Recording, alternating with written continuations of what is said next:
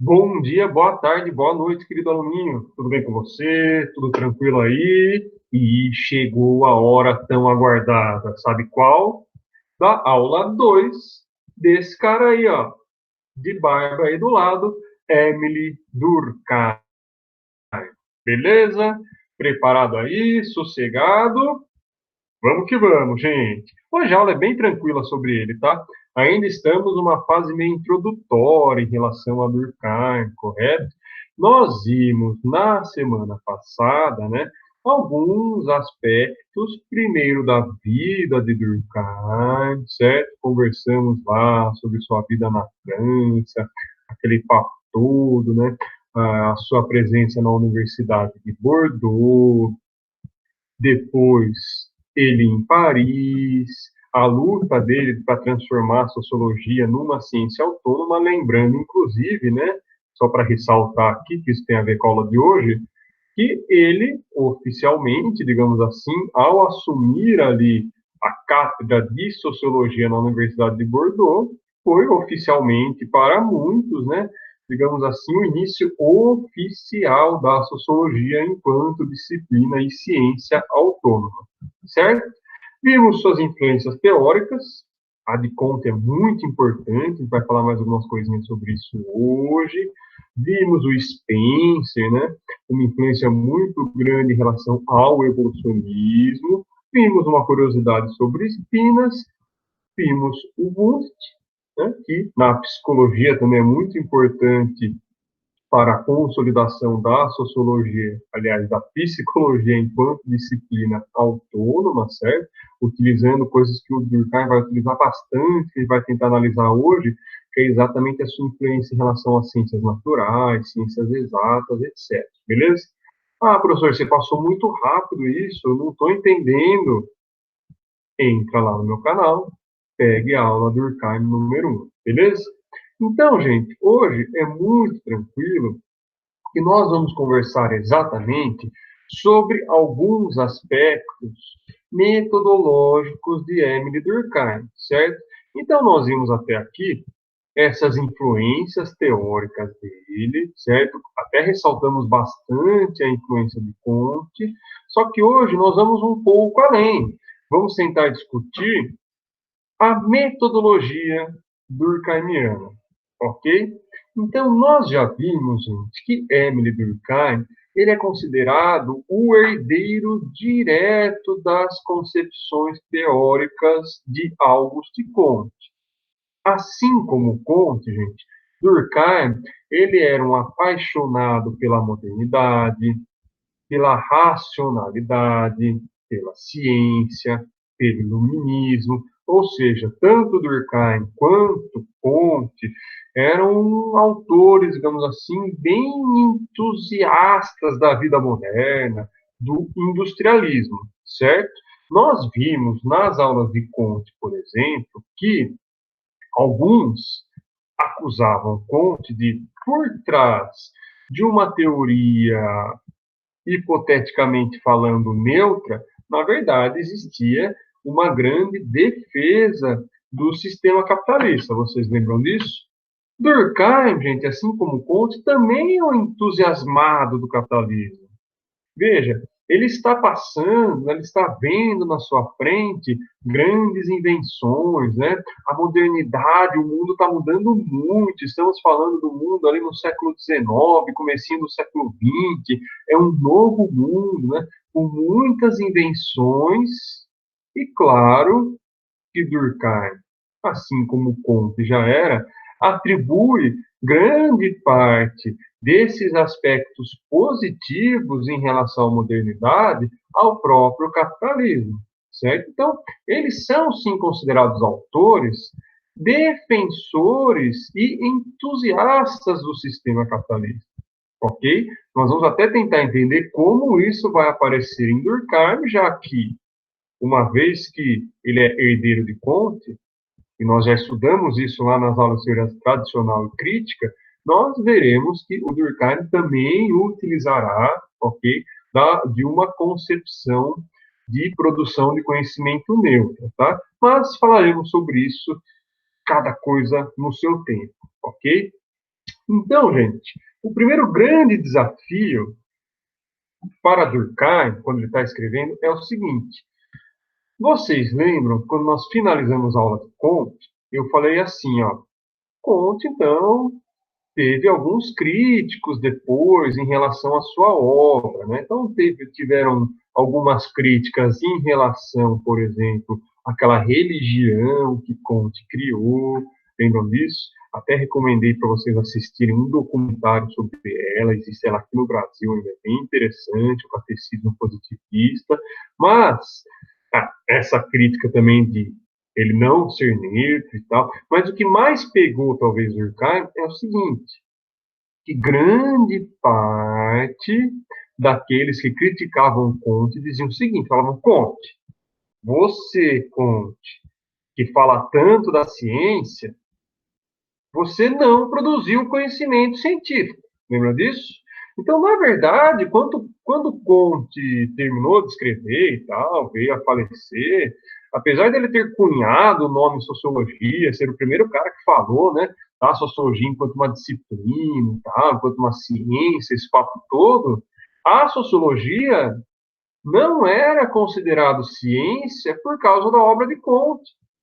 Entenderam qual que é a contradição do negócio? Então, Comte tentou fazer ali uma ciência, ressaltava, né, a questão do positivismo, a importância do conhecimento científico, né, as fontes inspiradoras de Comte, todas elas vinculadas ali à ciência exata, à ciência natural, etc, etc. Mas a galera, pegando o próprio modelo de Comte, da lei dos três estágios, falava o seguinte, falava, Comte, se eu for pegar aqui a sua própria teoria, eu vou te encaixar no máximo no conhecimento metafísico, no estágio metafísico. Tá, você não é teológico, se bem que até há controvérsia sobre isso, hein? Lembra aquele negócio de religião? Mas enfim, tá.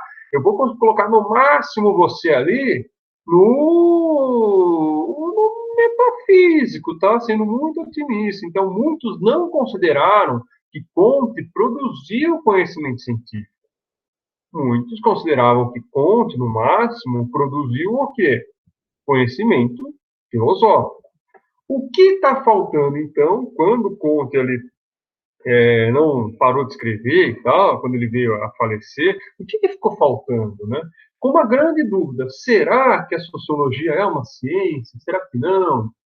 Lembra desse assunto que nós debatemos na nossa primeira aula, se a sociologia era ciência ou não? Ficou essa dúvida após Comte. E veio alguém para tentar resolver isso. Sabe quem?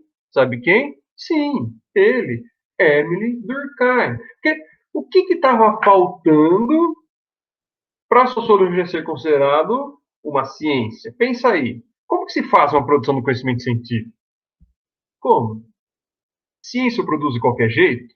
Então, um belo dia, né? Você está lá, andando no boteco. Meus alunos não frequentam boteco, mas vocês estão lá, param num barzinho para tomar o seu copo de tubaína quente, lembram disso?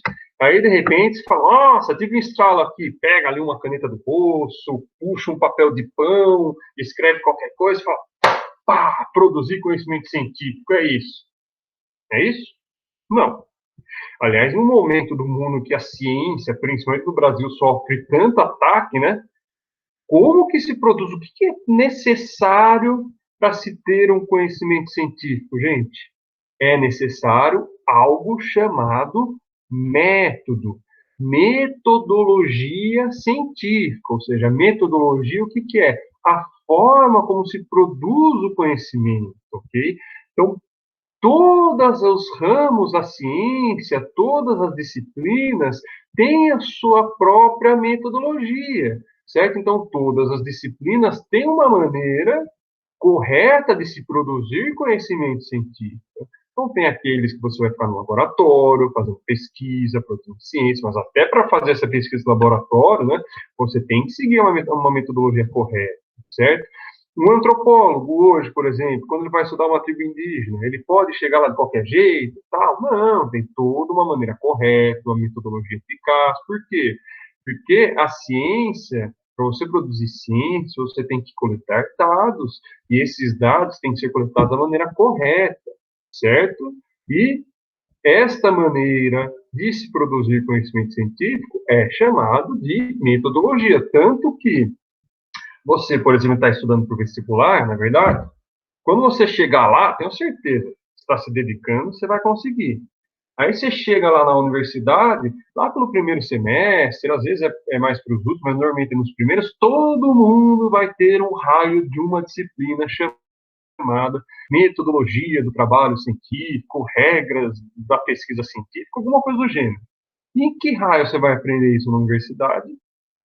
O que seria isso? Exatamente, porque quando você está numa universidade, teoricamente, o que você está fazendo? Produzindo e recebendo conhecimento científico. E esse conhecimento científico, obviamente, tem uma maneira correta de ser produzido. Então, pensando exatamente nisso, foi que no ano de 1897, Durkheim escreveu esse livro, chamado, ai que bonita essa edição de 1919 aqui, chamado Las Regras de la Méthode Sociologique, ou seja, meu francês está bom, né? Chamado As Regras do Método Sociológico. Gente, o nome é meio autoinstrutivo, não é? O que será que significa regras do método sociológico? O que é isso? Ah, professor, é o livro que o Durkheim colocou receita de bolo? Não! É nesse livro, exatamente, que Durkheim tenta resolver essa falta de metodologia científica presente na sociologia kantiana. Não é que ele discorda de Kant, não. Mas o Durkheim, o que ele vai fazer? Ele vai tentar aprimorar o positivismo de Kant. Em outros assuntos ele vai discordar, mas ele vai discutir mais para frente. Tá? Mas, no jeitão de se produzir conhecimento sociológico, Durkheim concorda com Kant. E é nessa obra, Métodos, as regras do método sociológico, que Durkheim justamente vai estipular regras para a produção correta de uma ciência sobre a sociedade, certo? Se você quer produzir conhecimento científico, está aqui. É tipo um manualzinho, tá? São regras, a maneira correta de se produzir o conhecimento sociológico. Então, gente, as regras do método sociológico de Durkheim, de 1897, finalzinho ali do século XIX, é muito importante para a posterior consolidação da sociologia enquanto ciência, certo? Então, vamos ver algumas coisinhas básicas que está presente nesse livro, certo? Primeiro, o que eu acabei de dizer aqui, é onde ele discute e define, portanto, um método de pesquisa sociológica, ou seja, uma maneira eficaz e correta de se produzir conhecimento científico sobre sociedade, certo? É nessa obra, As Regras do Método Sociológico, também que ele vai fazer o quê? Vai delimitar o campo sociológico. Lembra que nós conversamos na aula passada, por exemplo? Uma das grandes fontes inspiradoras de Conte é aquele psicólogo chamado Wundt, alemão, lembram disso? E ele, no campo da psicologia, estava fazendo exatamente a mesma coisa que Durkheim queria, só que o Durkheim no campo da sociologia, óbvio. Porque ele, através de métodos experimentais, de auxílio das ciências naturais e tal, estava exatamente tentando consolidar a psicologia como uma disciplina científica. E Durkheim tentando consolidar a sociologia como uma disciplina sociológica, certo? Mas cada um vai estudar a sua área. A psicologia fica definindo, vai estudar o quê? A consciência. E a sociologia, óbvio, vai estudar a sociedade, correto? Aliás, isso eu já falei para vocês algumas vezes, né? Se no ensino médio caísse ou se no vestibular tivesse matéria sobre psicologia, aliás, podia ter, né? É cobrado tanta bobagem no vestibular, por que não psicologia, né? Que é uma matéria super interessante. Se fosse cobrado psicologia no vestibular, o que ia acontecer? Sabe aquelas nossas primeiras aulas de origens da sociologia, onde a gente estuda as revoluções burguesas, né? A influência disso tudo e tal.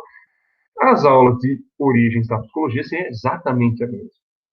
Por quê? Porque são ciências, eu costumo dizer, irmãs, né? Elas nascem no mesmo período histórico e, aliás, com o mesmo objetivo. Que objetivo? Tentar compreender essa sociedade capitalista moderna que surgiu. Só que cada um com o seu campo, certo? Então, nas regras do método sociológico fica muito claro a definição, a delimitação do campo sociológico e principalmente essa cisão definitiva, pelo menos nesse momento, com a psicologia. Hoje, é claro, eu tenho a psicologia social, tenho a sociologia que São ciências que estão a todo momento se conversando, correto? Mas, nesse momento aqui, foi extremamente importante a cisão de Durkheim em relação a isso. Outros aspectos fundamentais, não só a cisão com a psicologia, né? Mas também a independência em relação à filosofia. Lembra que eu falei para vocês? Para Comte, né, não ficou clara essa cisão, pelo menos para os críticos de Comte. Muitos acusavam ele de produzir conhecimento metafísico, segundo a sua própria organização espacial ali da evolução da sociedade. Lembram disso? Então, foi muito importante também delimitar não só com a psicologia, mas também com a filosofia, ter uma independência em relação a isso, certo? Então, quando você chega na aula e fala, professor, sociologia e filosofia é a mesma coisa? Não, não, não. Durkheim já deixou isso muito claro nas regras do método sociológico, certo? Objetividade e determinação exclusivamente sociológica, e que tem um pouco a ver com isso que eu estava falando, né? Então, o objetivo da sociologia que é estudar a sociedade. Então, eu vou fazer pesquisas que sejam exatamente relacionadas a isso, certo? Então, é muito importante as regras do método sociológico nessa definição, ok? Temática e espacial da sociologia, beleza? E, gente, é tão importante, é tão interessante, o método sociológico que Durkheim coloca, ele é tão eficiente, aliás, que logo depois que ele tentar, de alguma maneira, mostrar que o método dele funcionava, ele escreveu essa monografia aqui chamada O Suicídio, de 1897 também. O Suicídio, gente, é uma obra muito importante. Eu considero uma das obras mais interessantes de Durkheim, e nós teremos uma aula só sobre ele mais para frente, ok? Mas hoje é importante vocês saberem disso, que o suicídio ele escreve exatamente para quê? Para tentar mostrar a efetividade do seu método. E é muito interessante, gente, que até hoje, quando se faz pesquisas relacionadas ao tema, né, chegam em dados muito parecidos com aquilo que Durkheim pesquisou, certo? Beleza? Então veremos o suicídio com mais calma lá para frente, certo? Outras coisas interessantes presentes ali nas regras do método sociológico. Eu não falei para vocês que ele vai seguir Comte, dizendo que, olha, a sociologia, né, é uma espécie de ciência exata, muita influência das ciências naturais, principalmente. Então, gente, o Durkheim considera a sociedade uma espécie de organismo vivo. Nós vamos ver mais para frente como isso impacta bastante, tanto na sua concepção teórica, quanto na sua concepção metodológica, certo? Ele procura uma teoria holística. O que significa isso? Ele quer entender, então, a sociedade é um organismo vivo, certo? Ele é o objetivo da sociologia entender essa sociedade como um todo. Holístico vem daí. Quando você vai num spa holístico, por exemplo, o que você vai fazer? Vai cuidar do corpo e da mente. Não é isso que o Durkheim está falando. Eu quero dizer o seguinte, que holístico significa que é o objetivo da sociologia entender a sociedade como um todo. Como eu vou entender como um todo? Eu vou entender ela como um todo de uma vez só? Não, eu vou separá-la, né, nos seus objetivos, eu vou separá-la no objeto de pesquisa da sociologia, que chama fato social, e vai ser tema da nossa próxima aula, certo? Outra característica importante do método sociológico durkheimiano é que ele também vai lá pegar de Comte. Aquela ideia de se criar leis, regras e normas, certo? Então, o objetivo de entender a sociedade é criar leis gerais e constantes que sirvam para compreender todas as sociedades, certo? A sociologia, portanto, ela não deve ser o quê? Crítica. A sociologia não deve ser propositiva. Ela deve ser neutra e observativa, todas aquelas características que nós já vimos da teoria tradicional, certo? Ou seja, com isso, e mais com um método eficaz, que a gente vai conversar com calma, que está relacionado aos fatos sociais, Durkheim, no livro Regras do Método Sociológico, portanto, tenta alçar e consegue a sociologia ao status de ciência, certo? De maneira resumida, então, só para vocês lembrarem, essas são as influências de Durkheim, certo? Lembra disso? Aliás, né, muito parecida com as próprias influências de Comte, lembra? Então, veja, as ciências naturais é algo que influenciou bastante a obra de Durkheim, ok? As ciências exatas e René Descartes. Lembra? Das ciências naturais às ciências exatas. O que Durkheim e Comte tiraram? Aquela ideia de que você deve criar leis, regras e normas que sirvam para explicar tudo relacionado à sociedade, certo? Outra característica das ciências naturais e exatas, a ideia de que o conhecimento deve ser neutro, certo? Ou seja, a sociologia deve ser observativa. Olha que bonito você está um salado da minha lousa. E não crítica. Já trabalhamos bastante isso lá atrás. De René Descartes, a lógica cartesiana, aquela ideia de que tudo vai do simples ao complexo, lembra disso? Ou seja, todas as sociedades nascem simples, tornar-se-ão complexas um dia, e aquela ideia de que todas vão seguir mais ou menos o mesmo caminho. Lembram disso? O Auguste Comte, para tentar explicar isso, ele cria a lei dos três estágios. Lembram disso? O Durkheim não vai concordar com a lei dos três estágios, tá? Ele diz, olha, eu concordo que as sociedades são atrasadas e avançadas, que eu tenho que criar uma lei para conseguir identificar qual é qual, certo? Mas não é a lei dos três estágios. Ah, professor, qual é essa lei? Veremos mais para frente um pouquinho. E uma coisa que vai mudar muito de Durkheim em relação à Comte é essa concepção de que a sociedade é um organismo vivo. Ah, professor, mas por que vai mudar? O que é isso? Como que fica a relação indivíduo-sociedade para Durkheim? O que? O que? Quero saber, quero saber. Falarei sobre isso aqui, nesse mesmo Templo do Saber, na próxima aula. Beleza? Por enquanto é isso. Aquele abraço. Tchau.